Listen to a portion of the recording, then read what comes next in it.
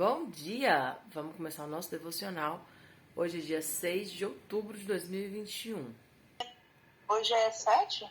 Hoje é 7. Achei que era 6. Tá. Verdade. Hoje é 7 de outubro. Epístola de Paulo aos Colossenses, capítulo 1. Yeah. Paulo, apóstolo de Cristo Jesus, pela vontade de Deus, e o irmão Timóteo. Aos santos e fiéis irmãos em Cristo que estão em Colossos, graça a vós e paz da parte de Deus nosso Pai. Graça damos a Deus, Pai de nosso Senhor Jesus Cristo, orando sempre por vós, desde que ouvimos falar da vossa fé em Cristo Jesus e do amor que temos a todos os santos, por causa da esperança que vos está reservada nos céus, da qual antes ouvistes pela palavra da verdade do Evangelho, que já chegou a vós, como também está em todo o mundo, frutificando e crescendo, assim como entre vós, desde o dia em que ouvistes e conhecestes a graça de Deus em verdade. Segundo aprendeste de Epáfras, nosso amado conservo, que por nós é fiel ministro de Cristo, o qual também nos declarou o vosso amor no Espírito. Por esta razão, nós também, desde o dia em que ouvimos, não cessamos de orar por vós, e de pedir que sejais cheios do pleno conhecimento da sua vontade, em toda sabedoria e entendimento espiritual, para que possais andar de maneira digna do Senhor, agradando-lhe em tudo, frutificando em toda boa obra, e crescendo no conhecimento de Deus, corroborados com toda a fortaleza, segundo o poder da sua glória, para toda a perseverança e longanimidade com gozo, dando graças ao Pai que vos fez idôneos para participar da herança dos santos na luz, e que nos tirou do poder das trevas e nos transportou para o reino de seu Filho amado, em que temos a redenção, a saber, a remissão dos pecados, o qual é a imagem de Deus, do Deus invisível, o primogênito de toda a criação, porque nele foram criadas todas as coisas nos céus e na terra, as visíveis e as invisíveis, sejam tronos, sejam dominações, sejam principados, sejam potestades, tudo foi criado por ele e para ele. Ele é antes de todas as coisas, e nele subsistem todas as coisas. Também ele é a cabeça do corpo, da igreja.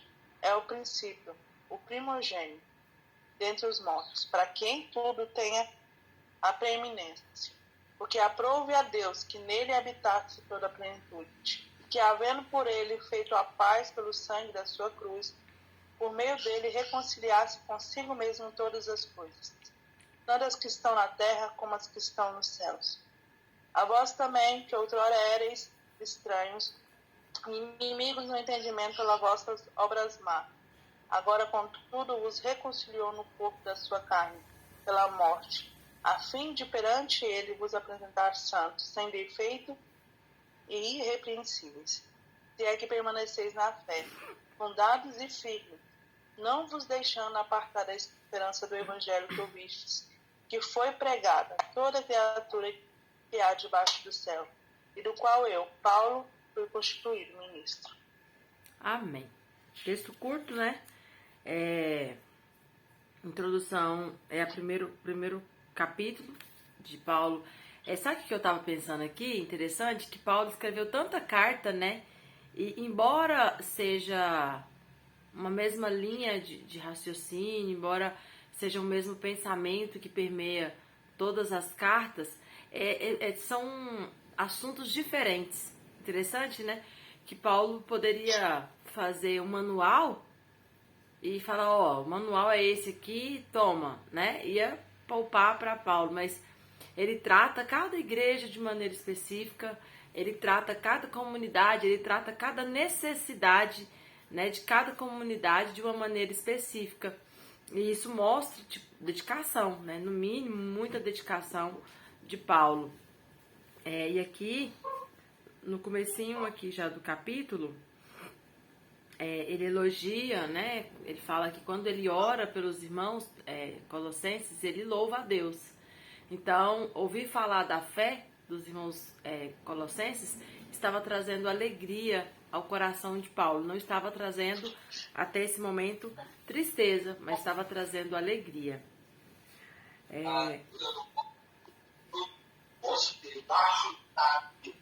Tem alguém aí com o microfone ligado. Então, continuando, eu achei interessante o versículo 6. Olha o versículo 6. Ele fala que da fé em Jesus Cristo, tá? Fala, por causa da esperança que vos está reservada nos céus, do qual antes ouvis pela palavra da verdade do evangelho. Aí ele tá falando da palavra, né? Tá falando do evangelho de Cristo, da palavra do evangelho de Cristo. E aí ele tá dizendo que já chegou a vocês, ou seja, por que Paulo tá dizendo isso? Porque lá na frente ele vai falar que quem pregou para eles foi outra pessoa, não foi Paulo. Essa igreja provavelmente não foi fundada por Paulo. Ela foi fundada por esse outro irmão que ele vai falar o nome lá na frente, agorinha. Então, olha a visão de Paulo. Ele fala assim, olha, eu louvo a Deus pelo evangelho, porque o evangelho chegou até vocês. E aí ele diz assim como também em todo o mundo. E quando Paulo usa essa expressão em todo mundo, vale aqui fazer uma observação que isso explica o desejo de Paulo de ir pregar em Roma. Esses dias a irmã Edneuza perguntou, né, por que tinha, né, esse empenho, né, com Roma, essa vontade de conquistar Roma. E aí o irmão João estava explicando, porque Roma era a capital do mundo, né, nos dias do apóstolo Paulo, nos dias de Jesus. Então, quando Paulo fala que, olha, já chegou em vocês, assim como chegou em todo mundo, é porque, tipo assim, o alvo maior era Roma. Então, se ele já estava em Roma, se ele já havia pregado em Roma, se em Roma já havia muitos discípulos, a mensagem do evangelho estava sendo altamente pregada, amplamente pregada, é como se falasse, olha, né, a gente já... Por isso que se dizem que Paulo fez, no seu tempo, em aproximadamente 20 anos, Paulo fez mais do que a igreja moderna tem feito até o século XXI. Levando em consideração Paulo, as ferramentas que ele tinha, o alcance que ele poderia ter e até onde ele foi. Ele fez mais do que a igreja moderna tem feito. Com tanta tecnologia, com tanto carro, com tanto avião, com tanto dinheiro, né? E a gente não fazem-se essa... Vocês estão entendendo o que eu quero dizer? Que, tipo assim, Paulo fez mais missões do que a igreja moderna tem feito até a atualidade. Levando em consideração as proporções, ok? E isso é algo, no mínimo, para a gente se pensar. Porque a gente fala muito da volta de Jesus e tem um tópico que muitas pessoas falam que a volta de Jesus ela só acontecerá depois que o evangelho for pregado em toda a terra. Então, por um lado, nós temos um grupo grande de pessoas que acredita que esse evangelho já foi pregado de alguma forma. Porque hoje, com a tecnologia, com a internet principalmente, né, que é um meio de comunicação, não tem como ter um lugar no mundo em que não haja ainda sido pregado o evangelho. Porém, existem, né, outros grupos que dizem que não foi pregado. Que existem sim grupos que já ouviram falar de Jesus, mas não sabem o que é isso e como isso funciona na vida dele. É como se alguém tivesse uma linguagem específica de um assunto, falasse pra mim, vamos supor, o Diego sempre usa aquela... um negócio de carro, rebimboca da parafuseta, uma coisa assim. É como se alguém falasse algo que eu ouço, mas não faz sentido pra mim. Eu não sei o que é rebimboca da parafuseta. É a mesma coisa. Então, assim, só pra gente fazer uma análise de que a nossa tarefa de ir pregar o evangelho em todo o mundo, ela não foi cumprida, porque se fosse, Jesus já teria vindo. Então, ela não foi cumprida. Existem sim muitos campos a serem explorados, existem muitas etnias, né, principalmente em lugares que tem tribos indígenas, e uma das maiores dificuldades já que a gente abriu esse parêntese aqui, uma das maiores dificuldades é a tradução da Bíblia. Estima-se, isso quando eu estudei, né? Agora com as traduções da internet pode ser que seja bem mais rápido, mas estima-se que se leva em torno de 20 a 25 anos para se fazer uma tradução da Bíblia para uma língua. Porque você tem que ir para aquela comunidade, se inserir nela, morar ali, viver ali, para você conseguir traduzir. Não só porque você tem que estudar aquela língua, mas é porque existem palavras, dialetos, que só vão fazer sentido naquela língua. Então, para você traduzir a Bíblia de uma maneira séria, harmoniosa e pegar algumas expressões do original, você tem que entender as expressões daquela língua. Então, assim, tem muito a se fazer. A gente pensa que não, né? Porque a gente tem muita Bíblia, versões de tudo quanto é jeito. A gente acha que todo mundo é assim. Não é. Não é. Tem muitas etnias, tem muitos povos que têm apenas trechos traduzidos, apenas os evangelhos traduzidos, apenas as palavras de Jesus traduzidas, porque os tradutores, eles vão por prioridade. Então, eles começam primeiro traduzindo as palavras de Jesus, depois eles traduzem, né, o Novo Testamento, aí depois vai traduzindo a Bíblia toda, mas é uma tarefa que demora uma vida. E assim, você tem que viver para aquilo, não é assim, vou morar aqui, o meu trabalho, né, ou nas horas vagas eu vou traduzir a Bíblia, vou estudar, vou me dedicar. Não, é uma vida de dedicação. Você vive para aquilo, para você conseguir fazer, né, em aproximadamente nesse tempo, que é um tempo longo, né, gente, e é dedicação. Bom, continuando, então assim, meio que fugiu, mas só para a gente entender a visão de Paulo. O que Paulo entende? Meu trabalho foi cumprido. O que Jesus falou para me pregar em todo mundo, a minha parte eu estou fazendo. E ele fala isso agora, ele fala, olha, o evangelho chegou até vocês, assim como chegou ou está chegando no mundo todo. Olha que provavelmente Paulo estava assim, feliz em pensar isso. Paulo estava feliz em chegar a essa conclusão. E nós, né? Porque Paulo se sentia, como que eu posso dizer? Paulo se sentia indiretamente responsável pela pregação aos irmãos lá em Colossos. Por quê? Depois lá na frente a gente vai perceber que provavelmente esse irmão que ele cita o nome, que vê o nome aqui, Epáfras, provavelmente esse irmão foi companheiro de Paulo na prisão. Então, o que a gente pode, né, entender? Que ele foi companheiro de Paulo na prisão, Paulo pregou para ele entendeu o evangelho, aceitou o evangelho, foi para a cidade dele, Colossos, e lá ele pregou o evangelho. E as pessoas creram, e nasceu ali uma comunidade cristã. Paulo está louvando a Deus pela vida dessa comunidade, Paulo está louvando a Deus pela vida dessa comunidade que foi formada por esse irmão, por Epáfras. E indiretamente Paulo está dizendo o quê? Eu tenho um dedinho nessa comunidade, eu que tenho a minha mãozinha nessa comunidade. Por quê? Porque eu preguei para Epáfras, orei por Epáfras, ensinei Epáfras, então eu me sinto na responsabilidade de orar por vocês, de abençoar vocês e de ajudar vocês. E é isso que Paulo está fazendo nessa carta, dando a contribuição dele, porque ele se sente parte daquela comunidade. Gente, eu acho que a sensação de gratidão de Paulo era muito grande, né? Paulo fala assim, ai, que alegria, né? Mais uma comunidade que eu ajudei, eu tenho ali o meu dedinho. Bom, continuando. Aqui, ó, no 7. Ele fala, louva a Deus pela vida da comunidade e tal.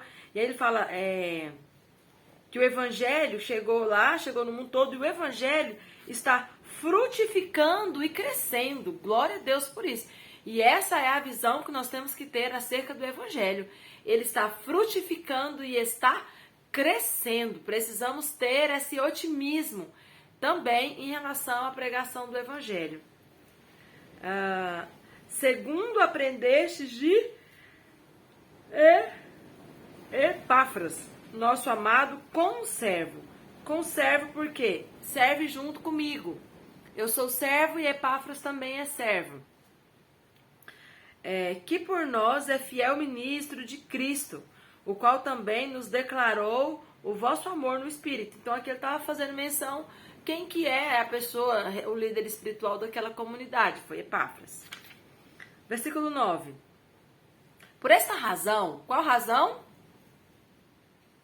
A razão da comunidade estar firme, ter recebido Jesus, por Epáfras, ter pregado para ele. Então, por todo esse contexto, Paulo está introduzindo, né? Então, Paulo, ele é, como é que eu falo? Ele é intenso nas suas introduções, né? Ele introduz, né, com muita riqueza de detalhes. Então, ele já falou tudo isso. Então, ele fala, olha, por tudo isso, nós também, Paulo e seus companheiros, desde o dia em que nós ouvimos, não cessamos de orar por vocês. Desde o momento que a gente ouviu que vocês creram no Evangelho, nós estamos orando por vocês, estamos felizes. Não cessamos de orar e de pedir que vocês sejam cheios do pleno conhecimento da sua vontade. Gente, quais eram, né, os focos das orações de Paulo? Em que Paulo gastava tempo orando? Ontem a gente falou sobre a oração, né? Sobre por que orar. Paulo ontem falou sobre a necessidade emocional que nós temos e como supri-las orando. E hoje Paulo está falando em que ele gasta tempo orando. Ele fala para que as pessoas tenham o pleno conhecimento de Cristo. Isso é muito bom, né? E em toda sabedoria e entendimento espiritual. Paulo, ele tem um desejo que as pessoas tenham o conhecimento do mundo espiritual, um conhecimento acerca da vontade, acerca do propósito de Deus. Agora está chovendo. Amém. Versículo 10. Para que possais andar em maneira digna do Senhor. Paulo ele tem uma consciência de que o nosso andar, o nosso proceder, precisa ser apontando para Deus. Então aqui a gente percebe essa necessidade de quer comais, quer bebais, quer façais outra coisa qualquer. Tudo fazei para a glória de Deus. É isso que Paulo está dizendo. Diego, fecha essa porta aqui para mim, que eu estou com medo da chuva bater ela. Versículo 10. Para que possais andar de maneira digna do Senhor, agradando-lhe. Como que Paulo acha que a gente tem que agradar a Deus?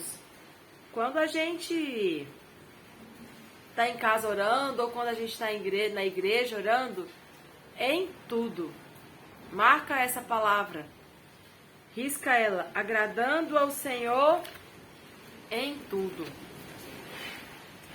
Frutificando em toda boa obra. Onde que nós damos frutos? Em toda boa obra. Tudo aquilo que é bom. Paulo falou ontem, né? Filipenses 4:7. Tudo que é bom, tudo que é louvável, se há virtude, se há boa fama, nisso pensai. E agora Paulo está dizendo, todo que é boa obra, dê bom fruto, frutifica nela, cresça nela, seja próspero nela. Crescendo no quê? Qual que é o alvo do nosso crescimento? Qual que é o alvo de Paulo? Aonde nós temos que estar em constante mudança? Fazendo muita pós-graduação, mestrado, doutorado e buscando os treinamentos, aperfeiçoamento. Aonde? No conhecimento de Deus. E se a gente for, às vezes, medir, a gente busca conhecimento em muita coisa. E muito pouco conhecimento em Deus. E Paulo coloca que a busca pelo conhecimento de Deus é a coisa mais importante que nós devemos buscar. Do versículo 11 até o versículo 14, Paulo vai trabalhar uma linha de pensamento sobre a vida cristã, a caminhada cristã. Ele vai falar aqui, corroborados, ou seja, ajudados, né, juntos, com toda a fortaleza. Fortaleza por quê? Porque Deus nos fortalece. Então, ele fala que há uma fortaleza, há uma ajuda que vem de Deus. segundo o poder da sua glória, para toda perseverança, longanimidade, com alegria, que é gozo. Dando graças ao Pai que vos fez idôneos. O que é uma pessoa idônea? É que não há erro. Não há erro. Que mais? Para participar da herança dos santos na luz. E que nos tirou do poder das trevas e nos transportou para o reino do seu Filho amado. A gente usa muito esse versículo, né? Ele traz uma imagem de que nós estávamos em um reino de trevas, um reino de escuridão, sujos por uma lama. Paulo usa muito essa linguagem, né, da roupa, da limpeza. Então ele entende que nós estávamos sujos com lama, e aí o evangelho, a vida, o conhecimento do que Cristo fez, nos tira desse reino de trevas e nos transporta para um reino de luz. Paulo usa muito essa figura de linguagem. Em quem, ou seja, em Cristo, que fez tudo isso.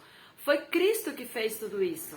Foi o amor de Deus por nós ao enviar Jesus Cristo que faz isso, né? Nos tira dessa condição de sujeira espiritual, de reino de trevas, e nos transporta para um reino de luz. Em quem temos a redenção, a saber, a remissão dos pecados. Então aqui Paulo trabalha também duas palavras profundas e importantes: redenção, remissão.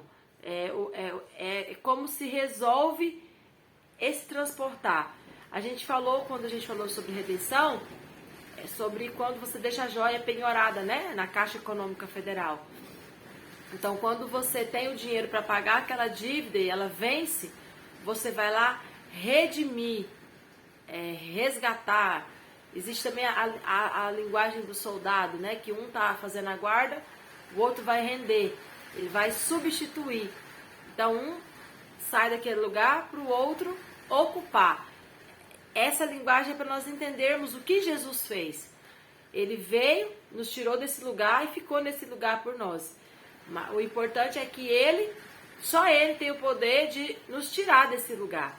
Por nós mesmos, nós não sairíamos desse reino de trevas. Só Jesus faz isso. Aí agora o 15 ele vai falar, o qual é a imagem do Deus invisível. De quem que ele está falando? De Jesus. Jesus é a imagem do Deus invisível. Eu não posso ver Deus, mas eu o verei quando olhar para Jesus no céu. Quando olharmos para Jesus, veremos Deus. O Deus invisível será visto em Jesus. E Paulo diz que ele é o resplendor da glória de Deus. Então, há um Deus que tem um resplendor, algo que respinga, uma glória tão grande que é como se fossem luzes, né, saindo desse Deus. Nós não vemos esse Deus, mas veremos em Jesus essas luzes de Deus. Essa glória de Deus será projetada em Jesus. O primogênito de toda a criação. Porque nele, ou seja, em Cristo, foram criadas todas as coisas, nos céus e na terra, as visíveis e as invisíveis. Sejam tronos, olha o que Paulo fala. Tronos, existem reinos. Paulo aqui já está falando de dois reinos. O reino das trevas e o reino de luz. E essa linguagem, ela permeia toda a Bíblia. Sejam dominações, ou seja, existem dominações. Deus, ele está no seu trono dominando, ele é soberano, ele reina. E há também o domínio maligno. Aquele domínio que Satanás mostrou para Jesus e ofereceu para Jesus, era dele. Ele não ia falar para Jesus que ia dar algo para Jesus que não fosse dele. Então, muitas pessoas ficam, mas o diabo não tem nada. O diabo tem. O domínio das trevas é dele. Por quê?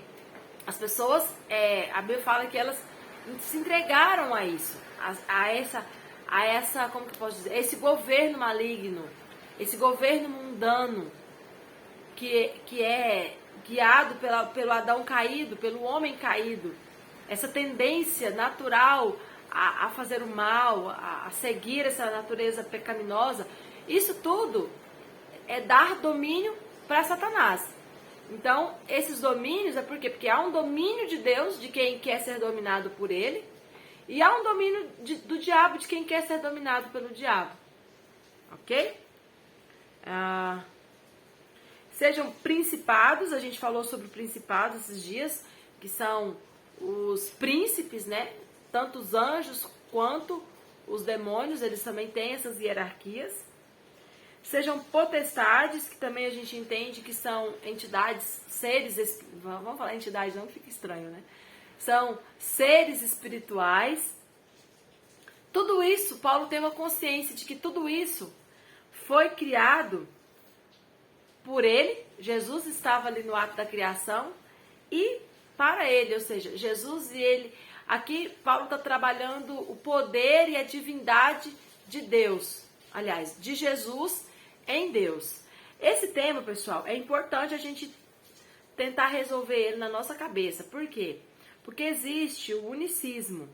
O que é o unicismo? Eu tenho uma amiga minha que ela é da Igreja do Tabernáculo. Ela é unicista.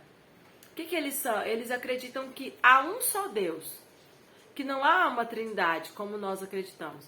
Há um só Deus e ele se chama Jesus. Jesus era Deus na criação, ele fez o papel de Deus na criação. Aí ele tornou-se homem, veio à terra, nasceu, morreu. Mas quando Jesus estava aqui, o trono estava vazio. Daí ele morreu, ressuscitou e voltou na pessoa do Espírito Santo. Então não há como a gente imaginar um trono com um Deus invisível, poderoso sentado, um Jesus que é filho de Deus, que morreu, ressuscitou e tem um reflexo humano, porque ele tem a sua direita, a sua destra, e aqui um espírito invisível, mas que é o Espírito de Cristo, que é o Espírito de Deus, mas que veio para relacionar com o homem de uma maneira distinta do papel do Criador e do papel de Jesus, que está no céu e não está na terra, porque ele assumiu um corpo, embora glorificado, ele tem esse corpo e esse corpo está no céu. Enfim, eu entendo que a gente já entende isso, eu sei que a gente sempre tem muitos detalhes, né? A gente já tentou trabalhar a Trindade aqui, lá em Atos. Eu creio que a gente consegue entender isso. E aqui o que Paulo está falando pode gerar uma confusão e pode nos fazer entender dessa maneira, do unicismo. Por isso que a gente não pode desprezar todos os contextos. Aqui pode parecer que realmente há um só Deus, que ele foi o Criador, se fez o homem e agora está Espírito Santo. Entendeu? Só que a gente tem que levar em consideração toda a Bíblia. E quando eu levo em consideração toda a Bíblia, eu percebo que esse argumento ele não se sustenta. Vocês estão entendendo o que eu quero dizer? Aqui, o que Paulo está ensinando pode parecer que realmente faz sentido acreditar dessa maneira. Mas, quando eu pego outros textos, isso já não se sustenta, tá bom? Que mais?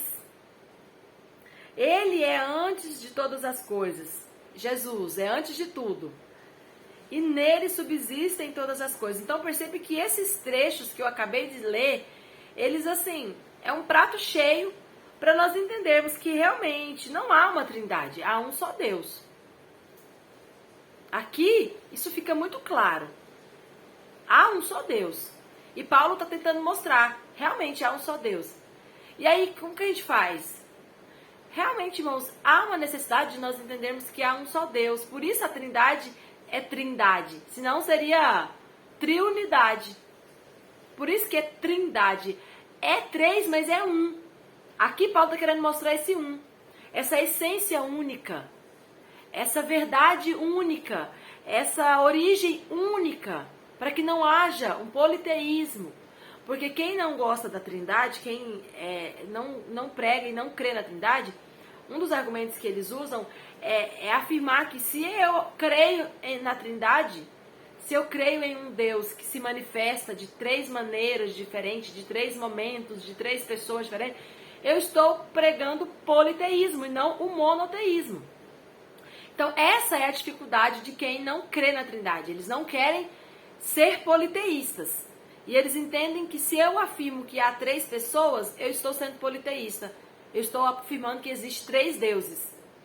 E aqui o que Paulo quer fazer é justamente isso, ele dizendo, olha, não existe 3 deuses, nem 2 deuses, que a gente fala mais é Deus e Jesus, né? Paulo está dizendo, não existe 2 deuses, existe um Deus. Mas ele se manifestou na história de maneiras diferentes, nós precisamos entender isso. E aqui, Paulo quer que eles entendam a unidade de Cristo com Deus. O poder de Cristo, a pessoa de Cristo sendo Deus, estando na criação, estando com o Pai. Bom, vamos encerrar para vocês comentarem. Então, assim, o versículo 17, percebe? Ele é bem enfático nisso. Ó, ele é antes de todas as coisas e nele subsistem todas as coisas. Ou seja, tudo que existe, existe em Cristo. Também ele é a cabeça do corpo. Quem que Paulo acha que é o corpo? Aos salvos. Todos aqueles que creem em Jesus, Paulo chama de corpo. Estão ligados na cabeça que é Cristo. O corpo da igreja. Eu não queria falar igreja, mas tá aqui automático, é a igreja.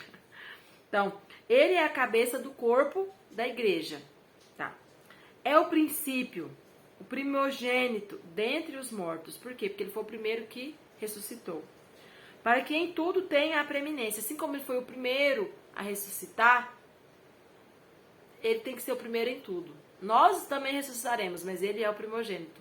Na morte, na ressurreição, na vida, ele tem que ser o primeiro. Porque aprove a Deus, ou seja, Deus quis. Aí, tá vendo? Aqui, Paulo já trata a divindade criadora distinta de Cristo. Aqui já fica claro que Paulo entende que aprove a Deus, um Deus criador, um Deus que criou todas as coisas, embora Cristo estivesse junto na criação, há esse Deus criador, essa visão, ela é muito clara, né, no decorrer da Bíblia.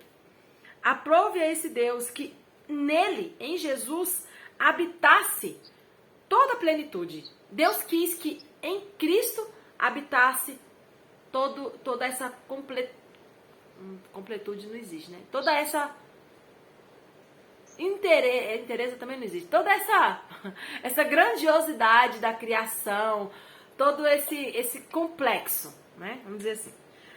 Bom, e havendo por ele feito a paz pelo sangue da cruz, aqui ele está falando já da reconciliação do homem com Deus, por meio dele reconciliou consigo mesmo todas as coisas, tanto as que estão na terra como as que estão no céu.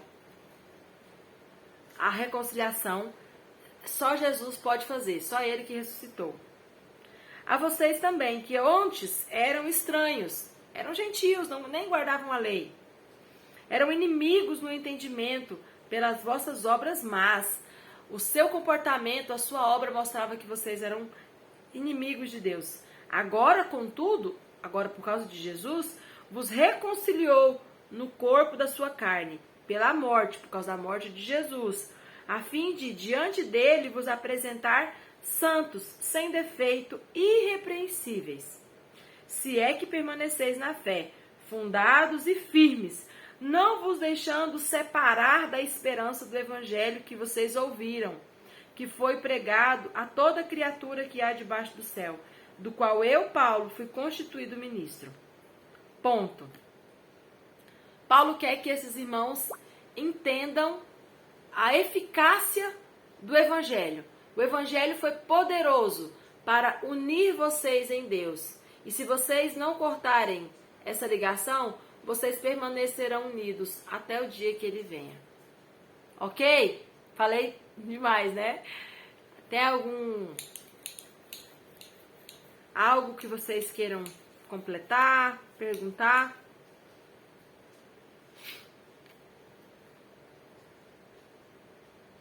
E aí, temos 3 minutos.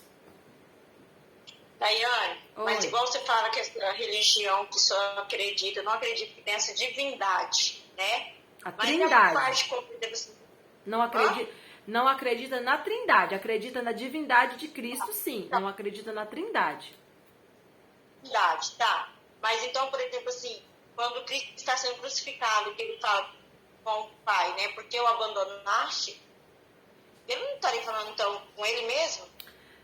Sim, para eles vão, eu não sei, né? Porque eu nunca estudei muito profundo os argumentos que eles têm. Mas para eles, o que eles vão dizer? Provavelmente eles vão argumentar que era uma força de expressão, né? Às vezes você está orando e usa algumas expressões, né, que não são literais. Eu acredito que é por aí. Então eles vão explicar que não é literal. Jesus não está orando para outra pessoa, ele está orando, às vezes, para uma projeção, né, para as pessoas entenderem. Enfim, eu não sei qual argumento que eles usam, né, mas provavelmente eles têm um argumento para explicar isso, porque eles têm um argumento para cada trecho, por isso que eles acreditam, né? E toda religião é assim, tá, irmãos? Nós acreditamos diferente lá do Islã, e nós temos a nossa Bíblia e nós usamos as referências do jeito que a gente quer para argumentar a nossa fé. Então eles vão usar a mesma Bíblia para argumentar a fé deles. Só um exemplo. O batismo. Eles não batizam em nome do Pai, do Filho e do Espírito Santo, certo? Porque não existe Pai, Filho e Espírito Santo. Existe Jesus. Só Jesus. Voz da Verdade é unicista. Tabernáculo da Fé é unicista. Aquele do Adventista é unicista. Que eu me lembro de cabeça. Voz da Verdade. Se você começar a perceber as músicas, você vai perceber. São unicistas. Mas eles falam de Jesus. Eles falam de Deus. Eles falam do Espírito Santo. Sim, mas para eles é uma pessoa só. A diferença é só essa. Eles crê no papel, mas eles crê que é uma pessoa só. Então, como eu estava dizendo, o exemplo do batismo. Quando eles batizam em nome de Jesus. Por quê? Porque quando Pedro fala do batismo, não lembro a referência, mas ele fala, todos foram batizados em nome de Jesus. Então eles usam aquele trecho. Todos foram batizados em nome de Jesus. Embora a gente entende que estava só citando que eles foram batizados em nome de Jesus, ou seja, foram batizados no Evangelho de Jesus. Não explicando que a estrutura batismal foi em nome de Jesus. Porque a estrutura batismal, o próprio Jesus explicou ela de uma maneira bem clara, batizando-os em nome do Pai, do Filho e do Espírito Santo. Mas assim, eles vão usar, por quê? Porque favorece no argumento que eles defendem. Ou seja, eles têm uma explicação. Pesquisa, Célia, para nós depois. Quais são os argumentos, né? Daiane, já falta um minuto ali, mas todas essa compreensão de um Deus único, todas elas têm fonte no judaísmo. O judaísmo, regra geral, né? Porque você tem mas o judaísmo também se finca nessa ideia de um Deus único. Por isso que o judaísmo ortodoxo tradicional, ele não admite que a ideia de Jesus como Deus. Sim. E nem do Espírito Santo. Por quê? Porque a ideia que eles têm é de um Deus único. Nosso tempo acabou, mas amanhã a gente continua. E Deus abençoe. Em nome de Jesus.